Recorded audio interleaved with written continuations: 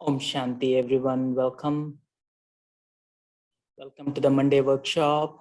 As always, every Monday we get together to explore the spiritual dimension, right? And we are in that phase where the world is transforming very quickly, and we are looking for spiritual solutions in this, I wouldn't say tough time, but it is more of a transition time, right? When COVID has become a new norm and things like what's happening in Afghanistan and all the political situations is becoming normal. And the natural calamities like the fires in California or the storms are flooding, and it is so common news now. So this is the time of major transformation, and this is the time of major spiritual transformation.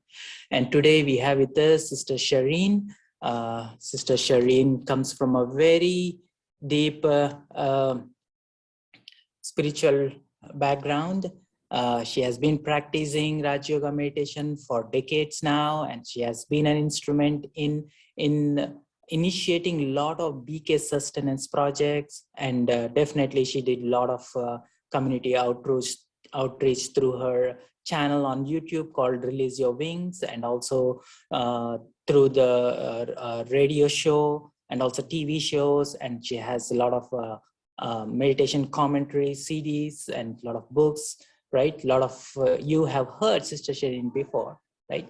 And now she's going to take us to a total different realm, a realm which is subtle, which is hard to conceive with our, like today's Murli Baba was talking about the stone intellect, like it's not material intellect. So now we have to use that paras buddhi, which is very subtle intellect. She's going to show us how to use our subtle aspect to go to journey into that subtle realm of angelic realm, akashic realm, some people may call, right? And the incorporeal. So please welcome Sister Shireen.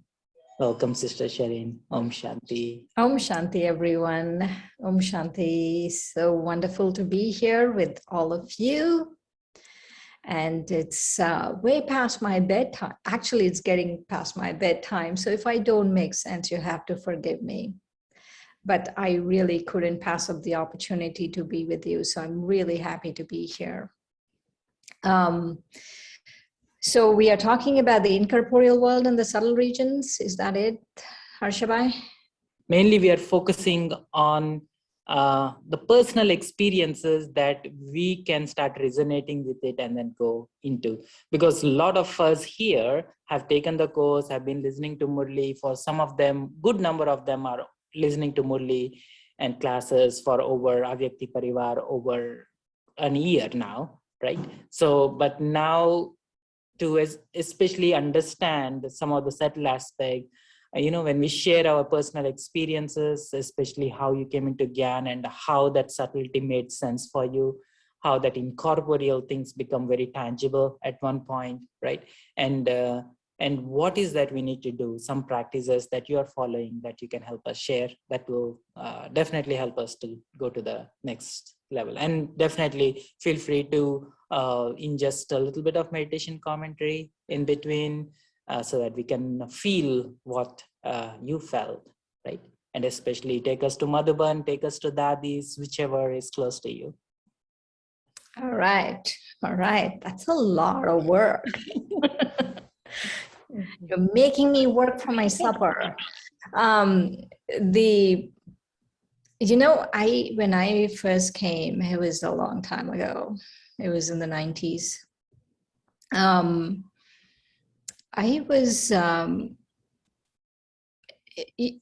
Let me start off with this. When I first heard, right, the first day, so the way we took the course, the way the course was given to me at that time was the first day, it was a weekend course. It was a Saturday and Sunday. And on Saturday, it was Sister Dorothy from Peace Village. She was giving the course. And on Saturday, she gave Soul and Supreme Soul. And then on Sunday, she gave Karma and Cycle. And she said, on Monday, come to Murli, right? Wow. At that time, what happened was at that time, we didn't have like internet and all of that stuff. I'm dating myself. So this was way before, right? And so if you wanted to listen to Murli, then you had to go to the center to listen to the Murli. And even at that time, we weren't even doing the same Murli everywhere. Everyone used to do different Murlis. Whenever you got a batch of Murlis, that's what you did. And so anyway, so when I left the first day, so the Saturday when I got Soul and Supreme Soul, right? I walked in feeling a certain way, and I walked out thinking, oh my God, this is my God, right? This is my Baba. That is the feeling I got. And then, and actually I was chatting with him. I was driving and I was chatting with him. And I had an experience, this deep feeling while I was driving, this deep feeling of belonging, that this relationship has been an eternal relationship and I belong to him and he belongs to me. So that was wonderful. And then the next day I came back and we had karma and cycle. And so as soon as I heard the cycle, because I was really into math at one point in life, I was a nerd. So I knew it instantly that it was a identically repeating cycle because of the loci, when the locus of the points go around a cycle. And I was like, even before she said something, I said, wait a minute, right? And not only was I a math nerd, but also I was reading Nietzsche at that time, Friedrich Nietzsche. Can you elaborate a little bit about that part, locus, you said? Yes. So it's called loci. So, locus of a point in a circle, if you put the center point is there and then the locus. So what happens is if you keep going around a circle, it will always go back to that same spot. So if you take a thread, right, and you put like like something on the end of it and you trace a circle, it'll always go back to the same spot. So when it keeps going, and so mathematically, when I heard the cycle, then I thought, this is identically repeating. But also what happened was at the same time, I was reading the philosopher. Like I said, I was a total nerd. And I was reading the philosopher Friedrich Nietzsche. I'm sure all of you, did you hear about him? Anyway, he's a very, very famous German philosopher. And he was talking. So just before, a few days before, I was reading him. And the few days before, in one of the things that Friedrich Nietzsche, I don't know if I'm saying his name right, Nietzsche or Nietzsche, however you say it, he says about the eternal return. And that's one of his things. He says there's an eternal return, right? That it is in different words, but he says it's an identically repeating cycle. And so finally I got it out of Dorothy Ben that this is an identically repeating cycle. And then I said, who else says this? It's Friedrich Nietzsche. And she's like, who? Right? Anyway, so he says that. And so when I went back home, I was so floored. I was like so busy. My mathematical mind was working out all of the equations and I was busy doing all of those things. And I remember walking out, we moved several times since then, but it was an old place in Tampa. And I was walking out and there were two other souls who took the course with me.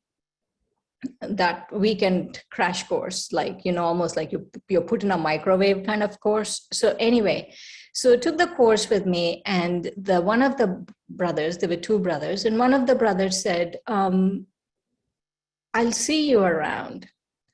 And I looked at him, I said, I doubt it. right? Because I did not think I will ever go back. And I just, even though I had an experience of God, even though I understood about the identically repeating cycle, which was not new to me because of Friedrich Nietzsche, even though all of those things were happening, I just didn't see myself, doing this. And so, but what happened was I went back home, and then maybe the next day or the day after, I was sitting, and because of what was said, the profoundness of what was said, I was constantly thinking of Gyan. And this was brand new. It was not like I was thinking, oh, I'm churning. I didn't even hear a Murli. I was just thinking of Gyan. And so, so I was thinking of Gyan, and I was sitting in my room. I just moved to Tampa, and I was sitting in my room, and I was thinking about Gyan, and I had an experience of the Golden Age. And so I heard very little of the Golden Age in the 2 days that the course, right? It was just, oh, it's a cycle, it's the Golden Age is like this, and the Silver Age is like that, right? But the experience of the Golden Age was so profound. I was like, oh, this is it. This is the experience, right, of the Golden Age. So that was the one that really turned me around, where not only now I was thinking about it a lot, like every waking moment I was thinking about it. I was writing to everyone about it. Even though I was thinking, oh, I'm not going to go back, I was doing all of these things. And then, so after that experience of the Golden Age. Can you elaborate a little bit on that Golden Age? The Golden Age experience, you want the details of it? Yeah. So, okay. So I was and I was just sitting on the bed, and I got this experience. And so I was dancing in the Golden Age. And I was in a female body. Somehow I sensed that I was in a female body, and I was dancing, right? And I knew that I was just like, I could feel the crown on my head. It was very light, and I could feel that, what I was doing, and I was just dancing. And then I came to a spot. It was so interesting that I was dancing, but my feet were not completely touching the ground. I was just dancing around. And to go from like here to, let's say, 100 yards away took just mere seconds. It was like gliding really easily. It was not like, laboriously walking. So the dancing was it was gliding. And then I came to a fruit tree. And then I wanted the juice. So I wanted to, so I just plucked it, right? So there were several things I remember about that experience. But anyway, I plucked the juice and I drank it. But the one thing I remember above everything else about that experience is how I was just in the current moment. I wasn't thinking, oh, I want juice. No, I just came upon the fruit tree and I took it and I drank it. And the second thing I remember was not only that I was just totally in the current moment. I wasn't thinking about the past. I wasn't thinking about the future. I was just really, really in the moment. So that is the one thing I remember about that experience. The second thing I remember about that experience is the feeling of joy I had. And then the third thing I remember about that experience is the feeling of immortality. It's a feeling of being elevated. It's a very different feeling. It's just words I'm talking, but there's a feeling that you have, that you're elevated and you're immortal. And that was the feeling.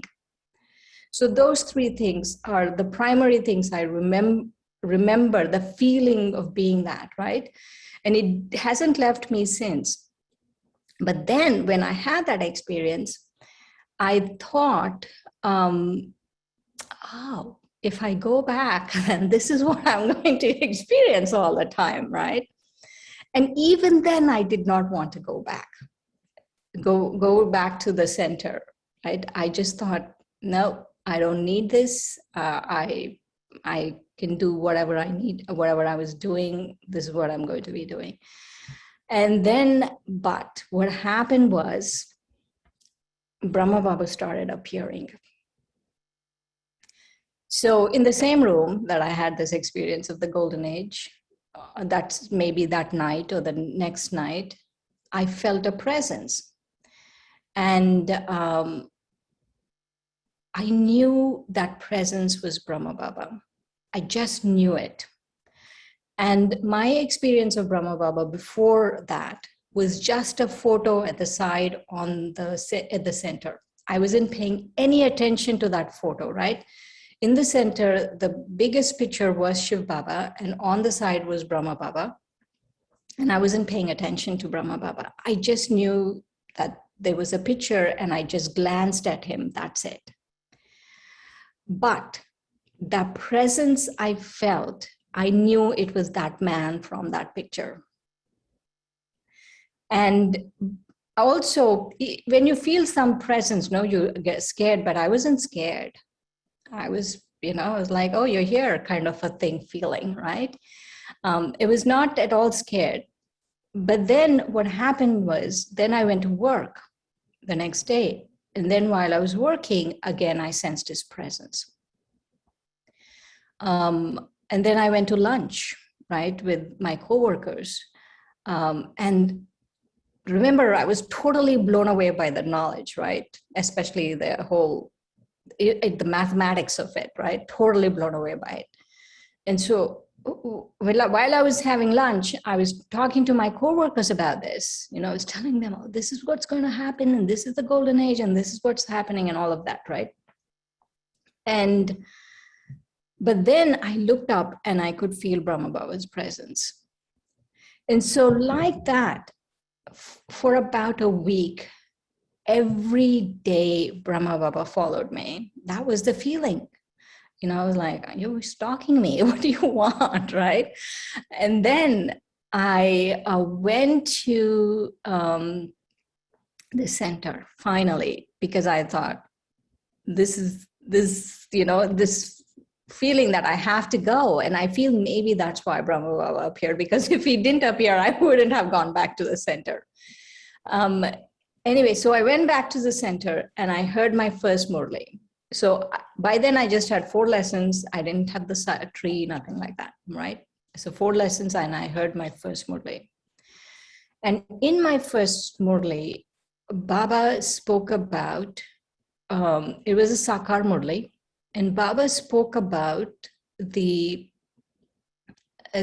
triumph over science, how silence will be victorious over science. And remember, I was a nerd, a math nerd, a science nerd, all of that, right? So I was totally all about science. And at that point, I didn't even realize my transformation in a week. In 1 week, I knew that this was God speaking. And I knew that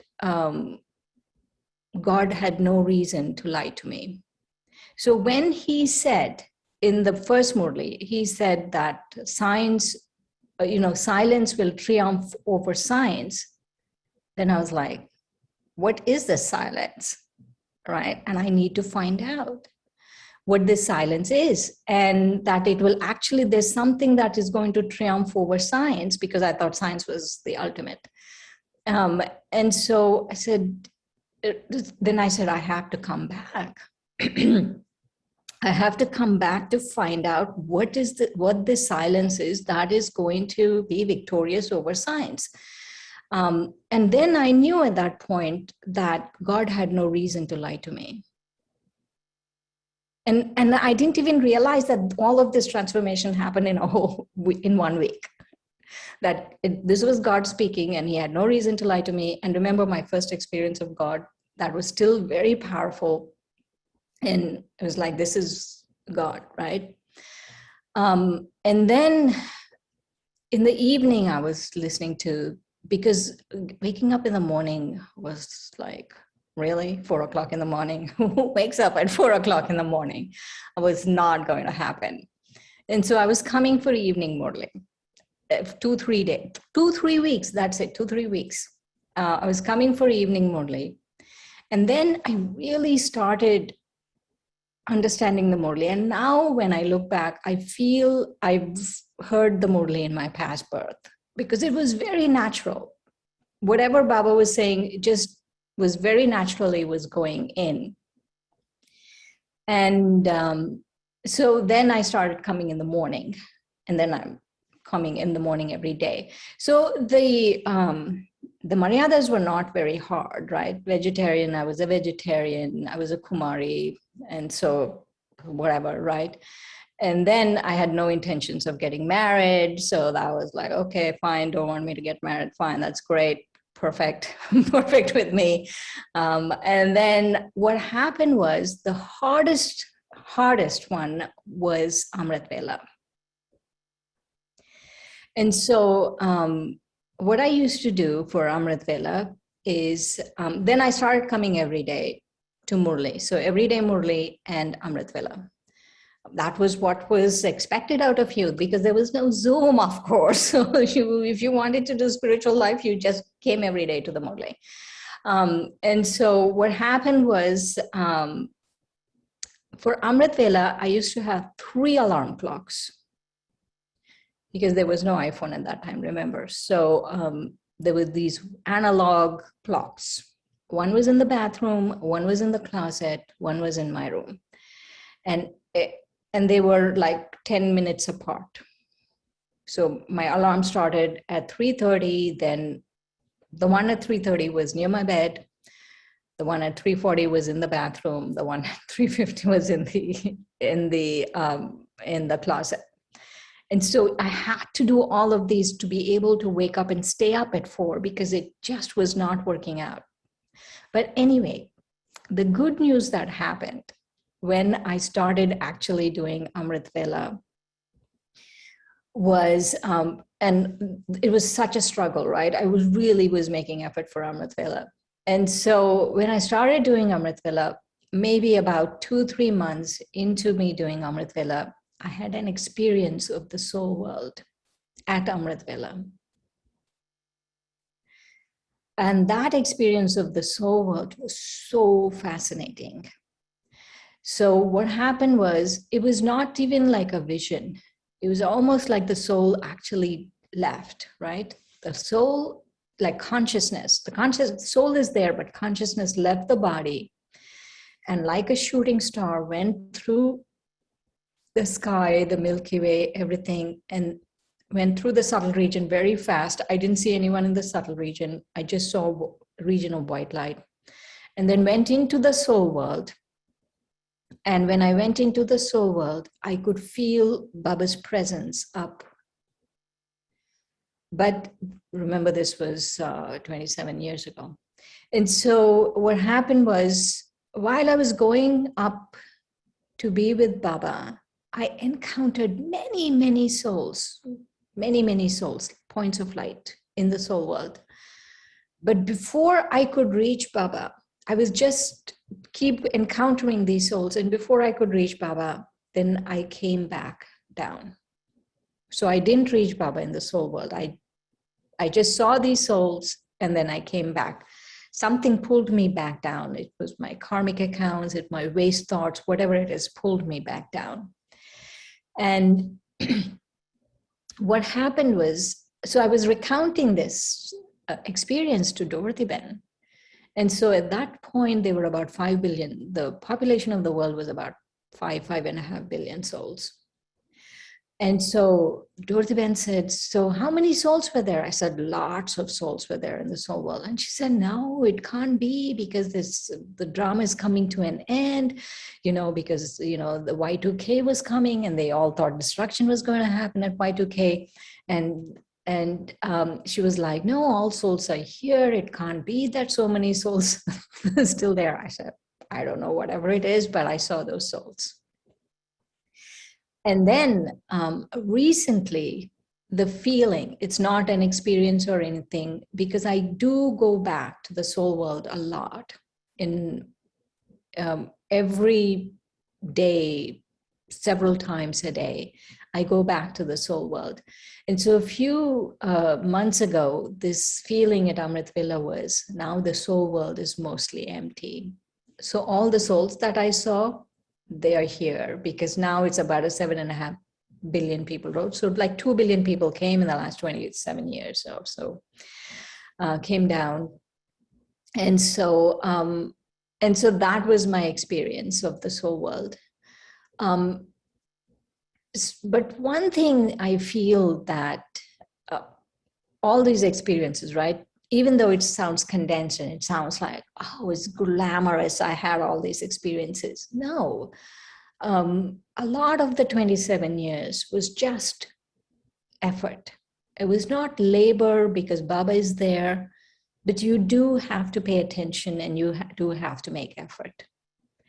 And I feel that the things that I gained maximum from, not me having an experience of the golden age, I didn't progress that much. I just had an experience, or me having an experience of the soul world, I didn't progress that much. But the times that I actually made effort, for example, there was this one time 15 years ago or so, Baba gave us a homework and he said, you have to do this 5 forms drill 8 times a day, 5 minutes a day, and you have to do it. And I knew at that point, I told Baba, and I was very, very busy. I was taking care of the center. I was working full time, and I was working in a university, and I had to publish all these papers, and I had to do all of this stuff. And it was just getting very hectic. My life was very hectic. And so I was trying to give all of these excuses of why I don't want to do the homework, right? And then one Amrit Vela, I sat down and I said, you know what? This is one homework I cannot tell you, cannot tell my teacher the dog ate my homework. And so I have to do this. And so I sat and did it. 3 months, Baba said, 8 times a day. And if you come, so 8 times, let's say you come to the end of the day and you haven't done 8 times, then stay up, finish your 8 times, and then go to bed. So I did that. And I feel that kind of homework, right? That particular homework and many homeworks like that really made me progress. It's the effort I made. It's the attention I put in. So I don't want you all to feel that, oh, you don't have that experience or this or that. I feel we all have so much right now. And the only thing that we have to do is pay attention and use the Murli and make our own effort. So that's the other thing I want to do. So that effort really is the only thing that will make you progress and really make you happy and joyful in life. Effort is the only thing. The second thing I want to share is we all have to make our own efforts. So I listen to Avyakti Parivar every evening. And I listen to, classes or this or that. But I always feel that there has to be time where I'm making my own effort. I'm not just listening to someone. You have to have your own bhavna for Baba. And you have to sit down, initially sit down and then walking, moving around. But you have to have that conversation going, that relationship going with Baba. And so that is one important thing I would suggest, is you have to make your own effort. Don't just rely on someone else's effort. Yes, listen, but you have to make time to make your own effort. And so just you and Baba. And that comes to my third suggestion, actually. The third suggestion is that, so all these people are in your life, right? You have mother, you have father, you have friend, you have husband, you have wife. All of these people are in your life. And so how many lives have you had? And how many husbands you've had? How many wives you've had? How many parents you have had, how many siblings you have had. So you've had all of these relationships, but the most important relationship and the one that you have the most often, that you spend the most time with, is yourself. So throughout the cycle, people come and go, but you spend time with yourself. And so is this fourth suggestion, whatever number of suggestion, this is my suggestion, is you have to learn to become very comfortable with who you are. And to be able to be really comfortable with who you are, to be really content with yourself, you have to make effort. Because without effort, there is no contentment. Without effort, you cannot be comfortable with who you are. And so you have to spend time with yourself. Don't busy your life with this and that and listening to this and listening to that and listening to Madhuban and listening to here and listening to that. Don't busy your life. Just sit quietly and spend time with yourself. See yourself. Love yourself. Acknowledge yourself. You know, how often do you just sit down and say, yes, this is me. And I love me. It doesn't matter what the shortcomings are. That's just part of the drama. I am a pure, eternally pure soul. Don't identify with the drama that is going on. And so just really spend time with yourself.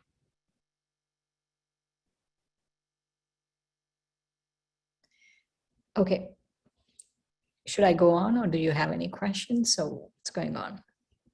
No, this is great. Like, so a couple of questions were coming in here. So one of the things is like, what kept you going on Amrit Vela? Because initially you had to push yourself to get into the rhythm, and what kept you going on that? And the other thing is more around, didn't that subtle experiences that you got, the golden age experience, or the experience with Baba in the soul world, or experience of yourself being light and disembodied and bodiless awareness, didn't that awareness help you to make progress further? And especially the 5 forms drill that didn't that help you to reinvigorate your drill faster? Yes. So the experience of Amrit Vela, or the experience of the Golden Age, didn't really help me progress at all. Maybe the first step of even going to the center was because of Brahma Baba stalking me, right? Not because I had a Golden Age experience. I went to the center because Brahma Baba was stalking me. Or anything in particular that held you back? Anything from Laukik or Alaukik that pulled you back from going? What was the resistance? Okay, the resistance was, I just didn't think it was necessary. Because I didn't know anything, right? I didn't hear the Murli. I didn't know there was something called effort. I just thought, oh, I don't need this. I'll talk to Baba and he's with me and then fine. Right? So I didn't, it was not because something was holding me back. I just didn't think it was a necessary thing. The effort that really helped me was the Murli. Going to Murli every day, physically actually showing up for Murli, I think was the number one thing that made me progress. And so however I was feeling, sick, no sick, not feeling good, I had work to do, I had whatever I had to do, I would never miss the Murli. I would show up and I would really listen to the Murli. And because I loved the Murli. I fell in love with the Murli when I first heard it, right? And so I think that really helped me progress. And Amrit Vela, what kept me going is, of course, I've missed Amrit Vela since then, but I feel my day is not right. There's some feeling of, something is not right, something is missing. So it's like, let's say you drink tea every day, and then one day you don't get to drink tea. Don't you feel that you haven't gotten to? That's how I feel about Amrit Vela. Is if I don't do it, I'm like, oh, something is missing today.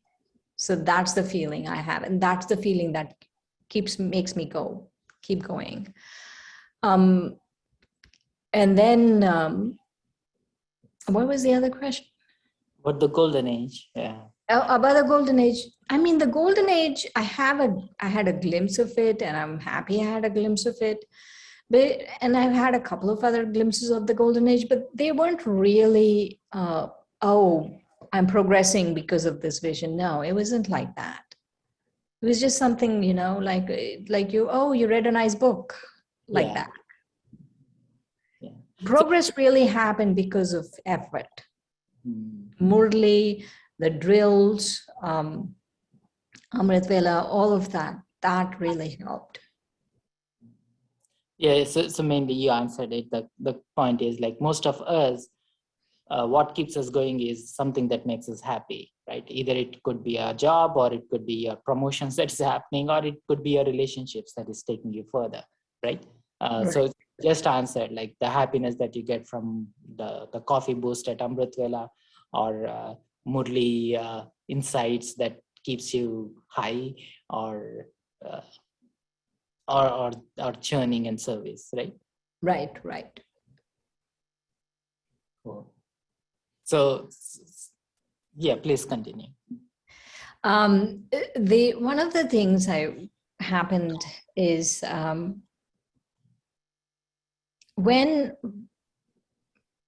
I remember about 10 years into my Brahmin life, I started getting sick. The first time I got sick, maybe more than 10 years, but some point I started getting sick. So the first time I got sick, my immune system just crashed. And that actually happened at Amrit Vela. It was a really fascinating story. And so I came back from Peace Village, and I was not feeling well. But one of the things that happened is I started bruising everywhere very badly. Like, even if I hit this, I bruised. And I didn't know what was going on. And so the doctor said, I called the doctor, and the doctor said, oh, I want you to go get blood work done.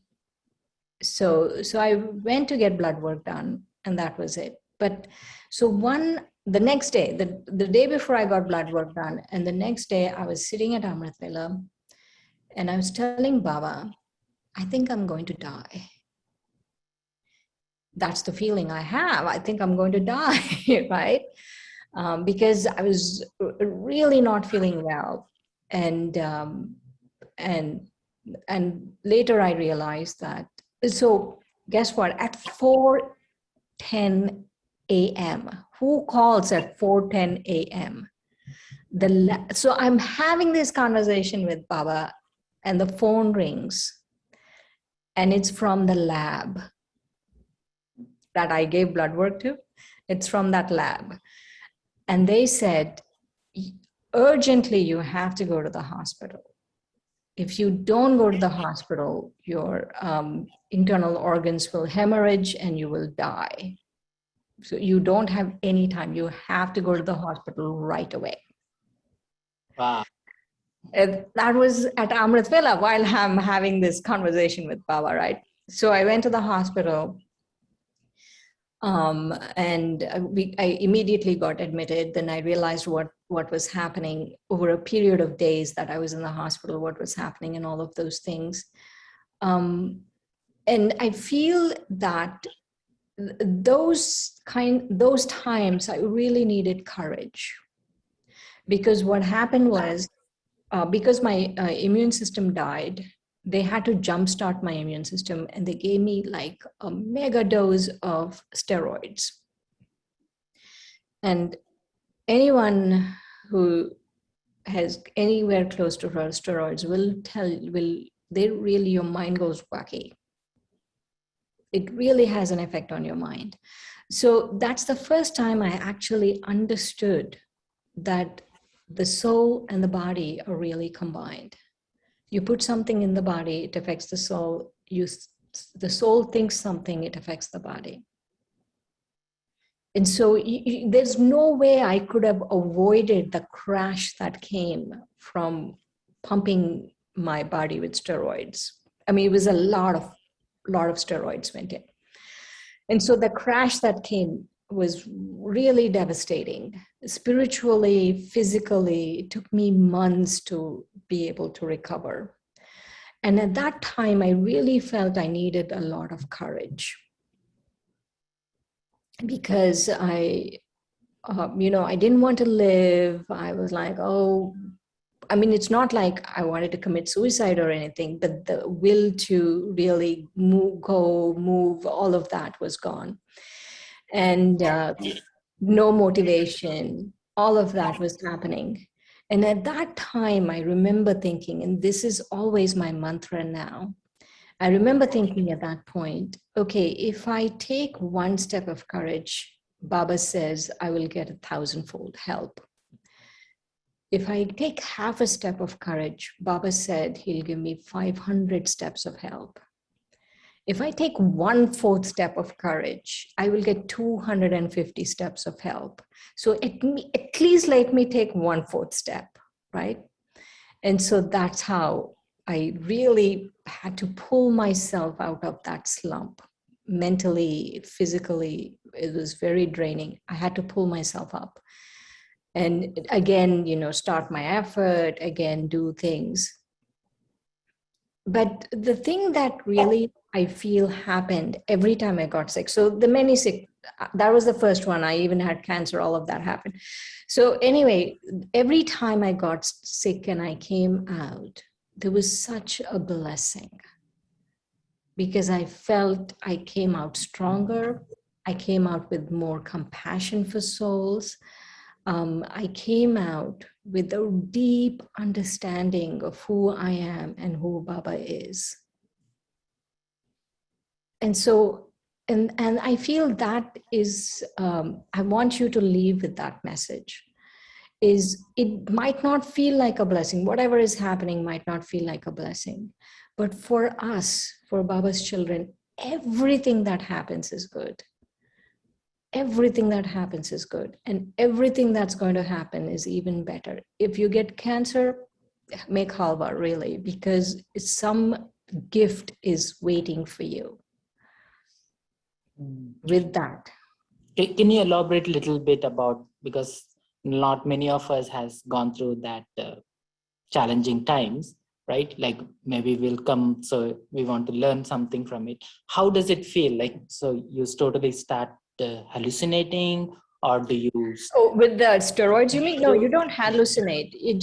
You feel funky, like you feel down, and you feel fatigue or exhausted, fatigue. You feel, yes, fatigue, a lot of fatigue, where even like how to go get a glass of water seems like such a big thing.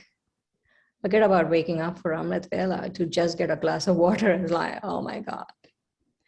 And then on top of all of this, I had to run a center, right? Not only run a center, then I had to deal with all of the relationships that come with it, all of the dramas that come with it. You're going through your own stuff, and then you have to deal with all this. It was like, there were many days I was going to run away.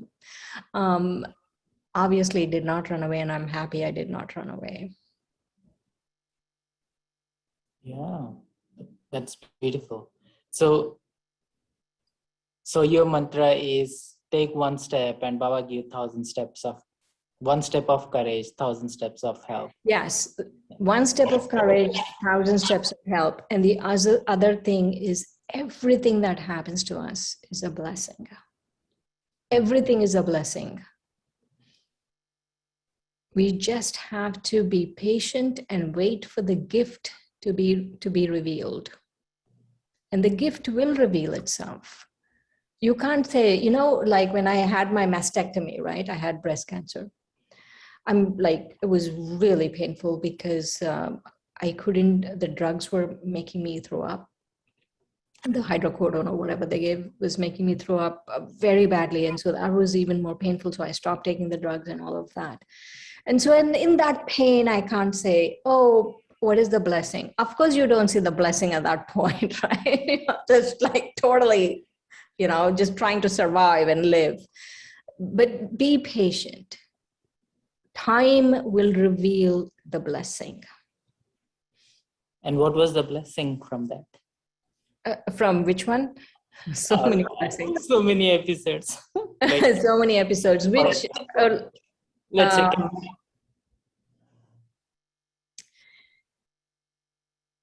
the blessing from the first one, when my immune system gave out and I was in the hospital a few days, and actually it was a few months of journey because I had to go back and get many biopsies and many things because they didn't understand what was happening, and they thought it was bone marrow cancer, and it was really painful bone marrow biopsy, whatever. And so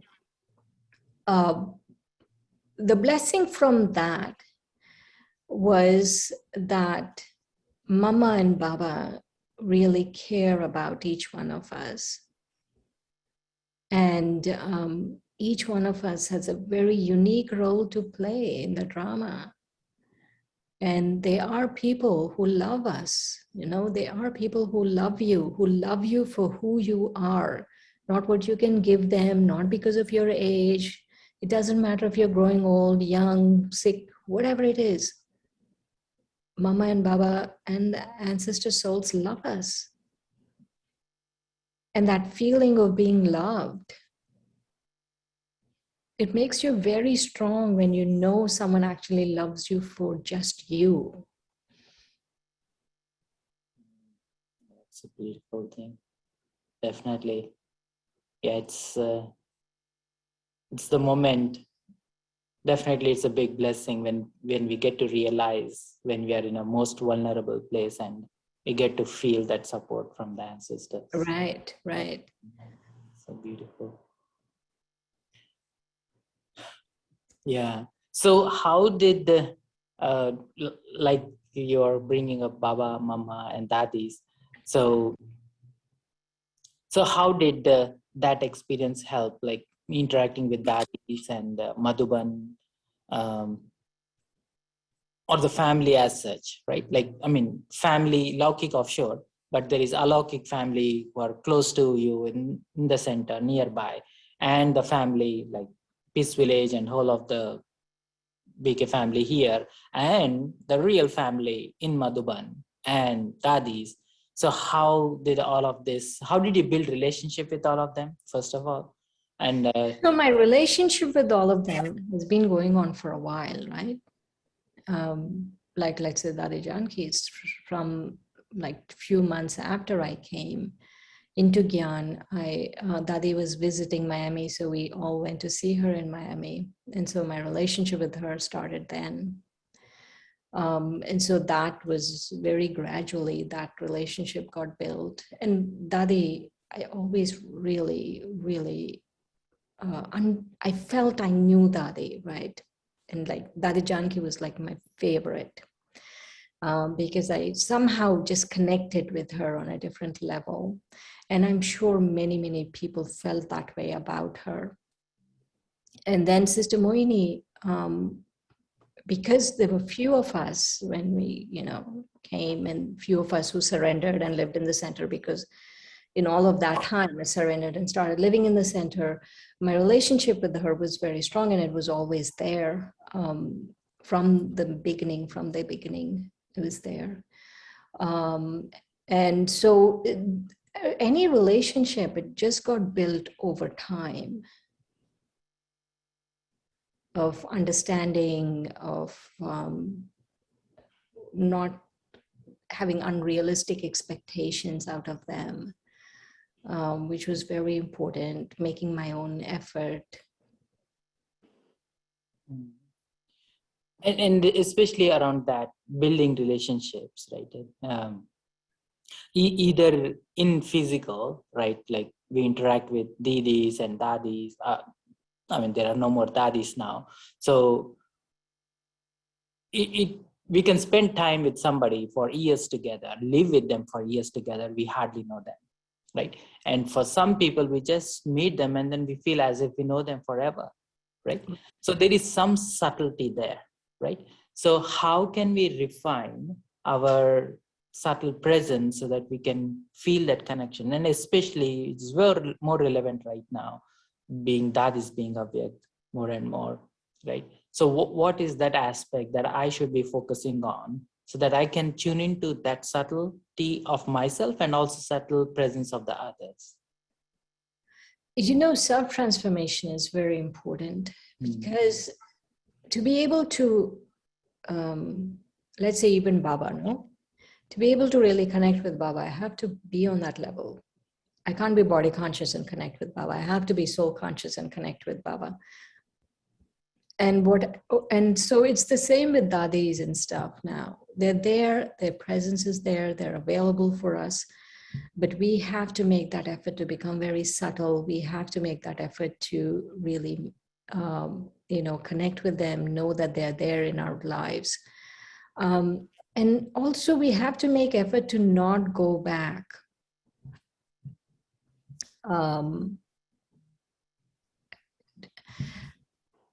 We play very small.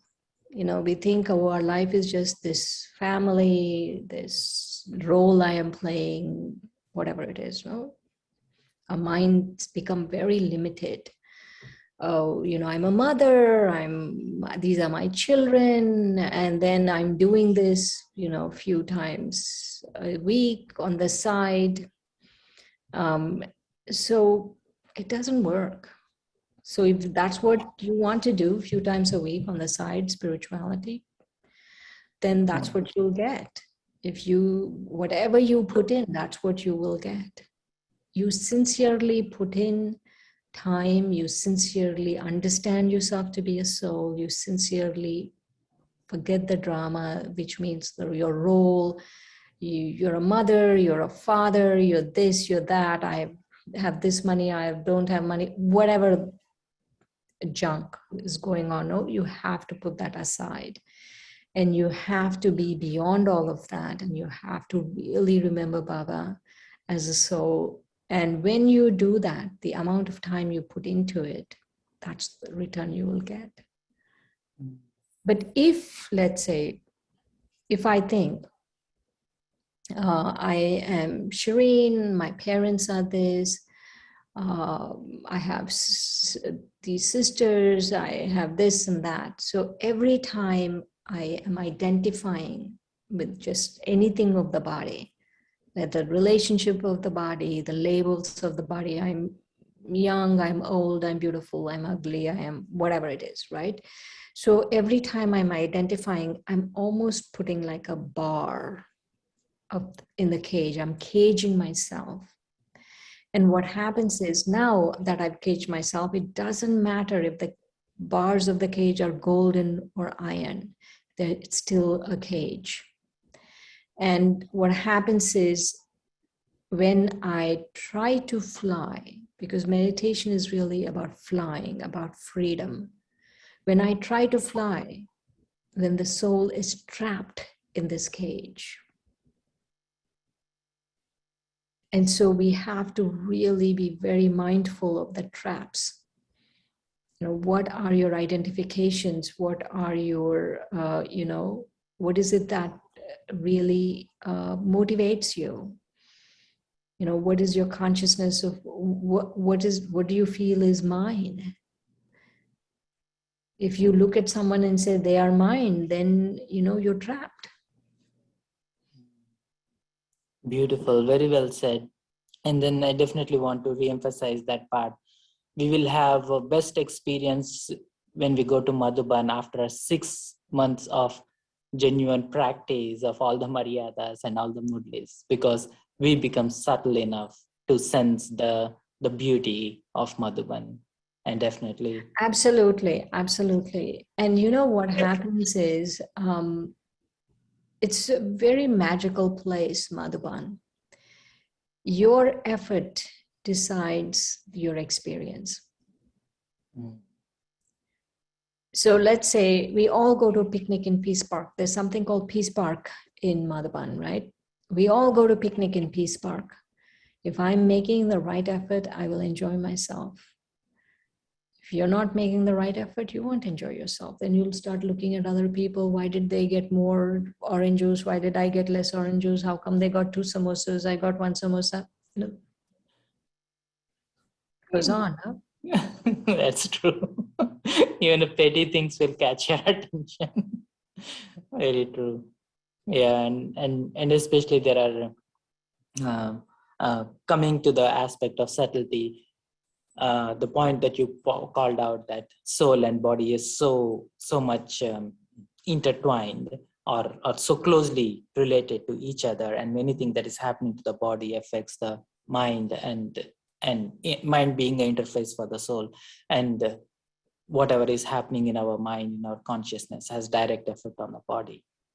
So one of the standard question that always comes is like, how come most of the BKs get into this test papers of course, karmic accounts are there, like cancer and severe things. So are their meditation not good? Or so what actually is going on? You know, I remember, I don't know which was worse, when sometimes I used to get sick and I'm thinking, oh my God, if one more person tells me what I should do, right, I'm going to scream, because everyone has an idea what you should, everyone becomes a doctor. And now it's even worse.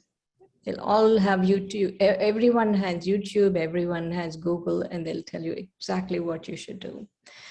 And remember this so well. So after my cancer thing, I went to Madhuban, and someone in Madhuban said, you know why you got cancer is because you're suppressing your emotions. And I'm like, I looked at her, I said, that's really rude. Not only is that rude, but I mean, how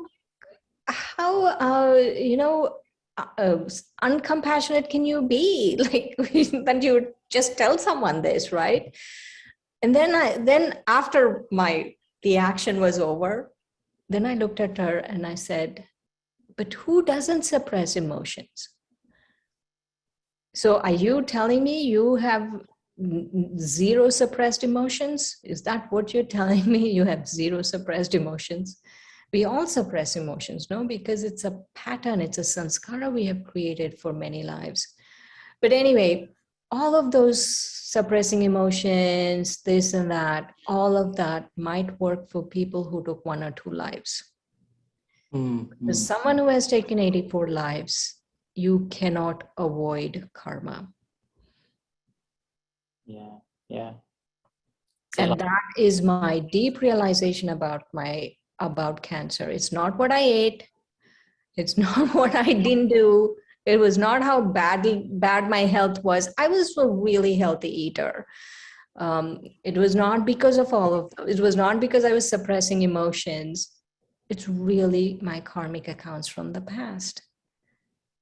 And you cannot avoid it. Yeah. So very true. Mama had cancer. Kulzar Dadi has a cancer. And like, yeah, it's a long marathon, and then built up, and then it may look too big for the people who just came on earth. And for us, it's just like, yeah, it's part of the journey. We got to get through what we have to get. And it could be true. We cannot use, this is pseudoscience, no? This pseudoscience, you have cancer because you are suppressing emotions, really is pseudoscience. But you cannot use this pseudoscience on someone who's taken 84 births. Okay, someone who's taken 2 lives, maybe they got cancer because they suppressed emotions. But ours has been going on for our journey is a long journey. So and everything happens in this journey, and you have to understand it's a blessing. On that note, is there any strong sanskara that you realize that, oh boy, how am I going to have?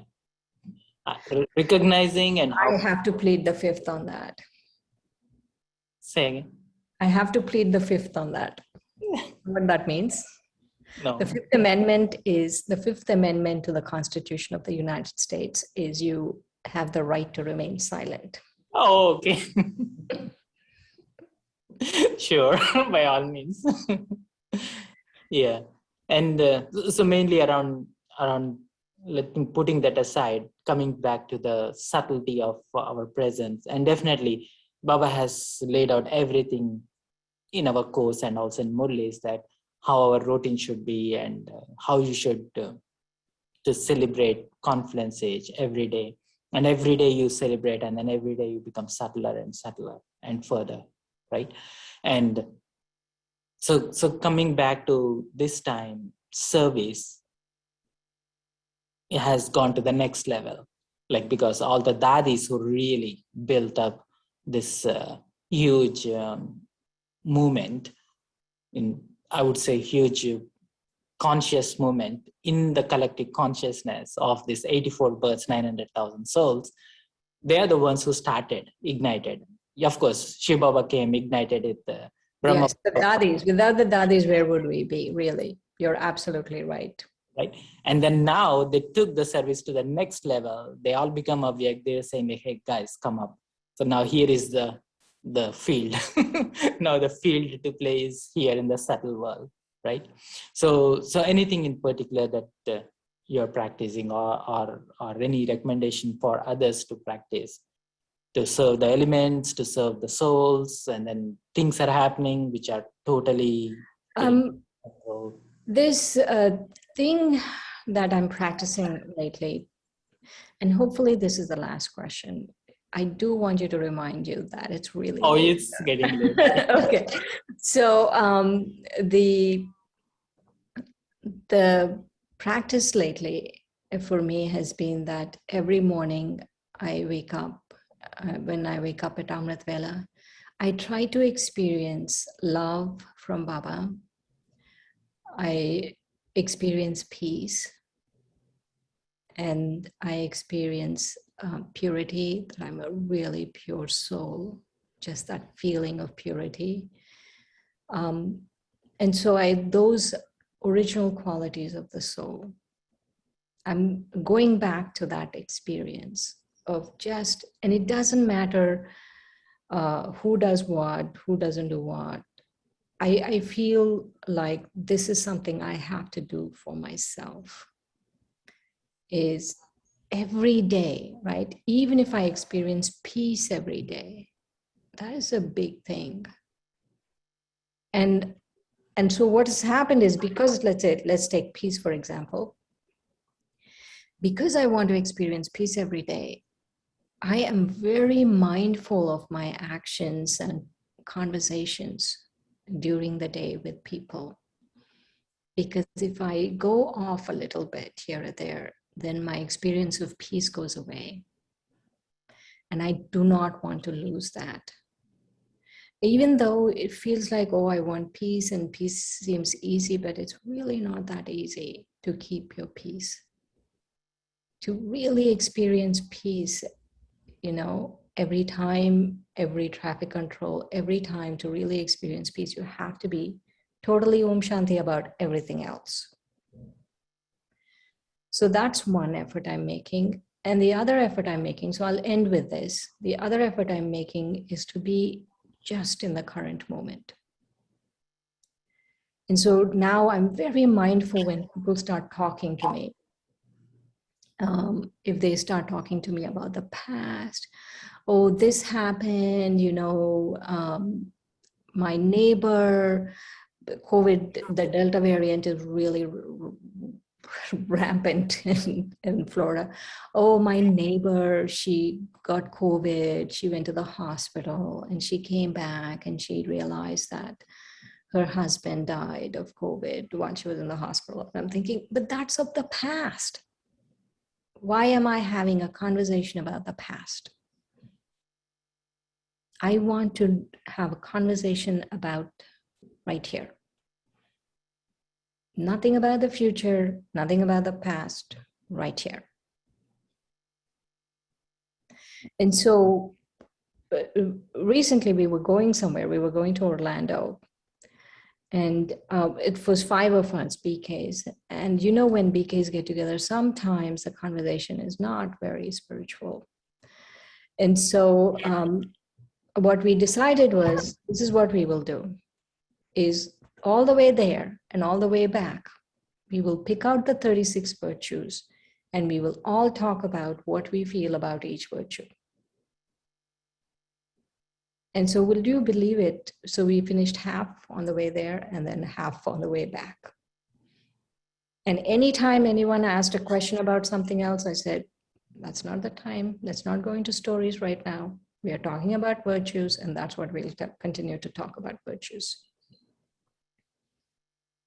Beautiful. So you did a whole retreat on the way, on the commute.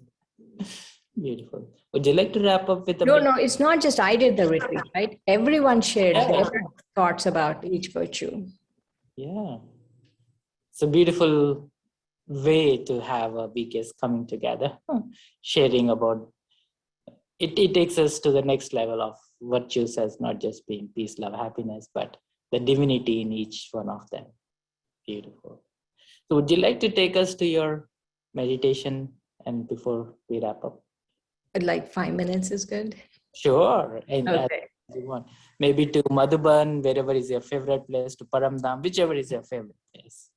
Let's go to Paramdam. Yeah. You know, another favorite place of mine is Baba's room in Madhuban, but let's go to Paramdam. Definitely.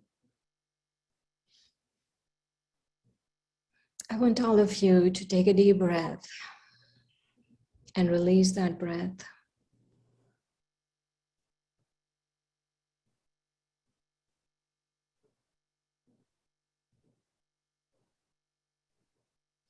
And while releasing that breath,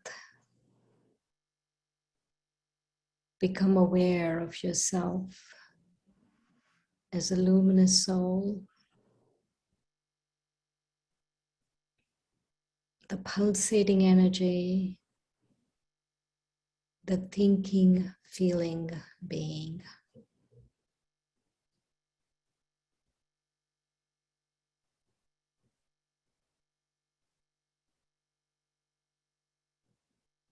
And in this state of awareness, with your conscious mind, lift yourself off and like a shooting star, start rising up. You're going up and up through the sky, through the galaxy of stars. And you're rising up and you pass through the subtle world.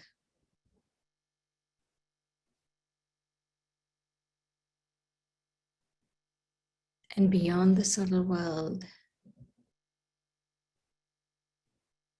you come into a region of golden orange light.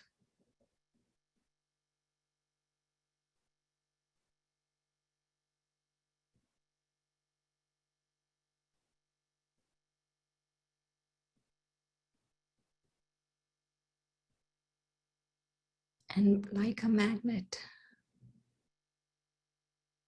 you get pulled to the top where Baba is, the supreme magnet. The ever pure ocean of peace is enveloping you in his silence, in his peace.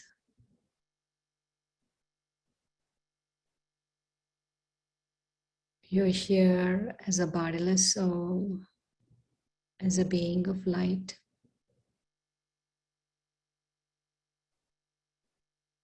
This is the land of peace. And you're connected to the ocean of peace.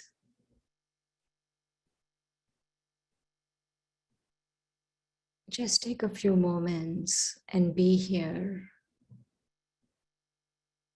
And the only thought is see yourself as a point of light. And just you are. I am.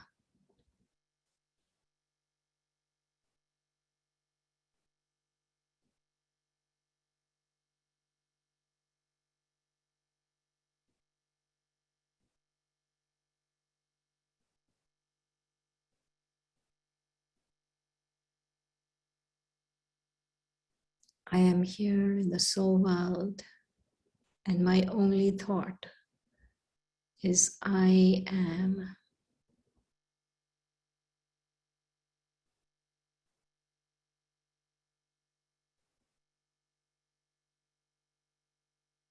And you're here with Baba, the ocean of peace.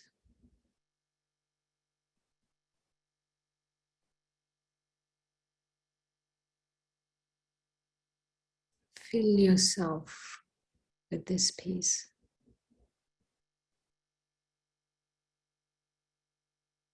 And when you are ready, gently come back down to here and now.